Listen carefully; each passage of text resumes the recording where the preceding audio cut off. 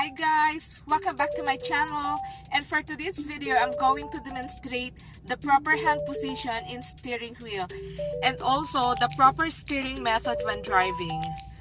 Before I start my demo, I would like to say hi to my friendship Diane Suyat from WCC and all the employees of World City College, Binalonan.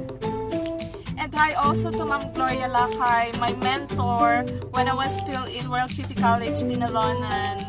I miss you all. Kick.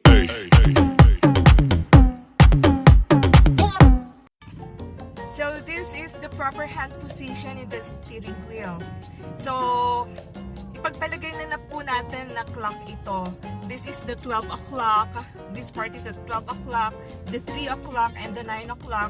We'll position our hands here in 2 o'clock position and 10 o'clock position.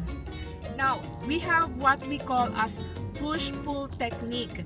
If we are going to this right direction, this direction in our right, your right hand must pull the steering wheel and your left hand must push the steering wheel. So this is how it goes. Pull, push, pull, push. Okay?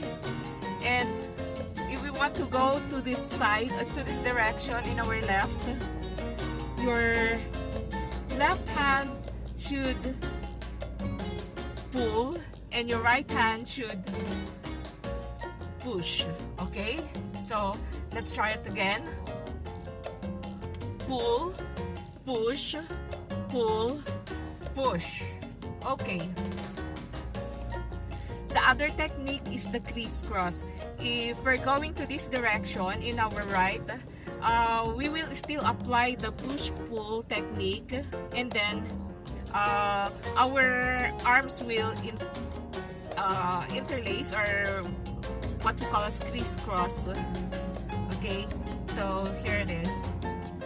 Push-pull technique, still crisscross, push-pull, crisscross. Okay, so that will also apply in turning this direction.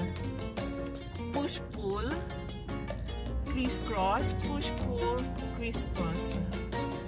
Okay, so this is it for today. It's getting dark and I need to go home. Until my next video, let's go!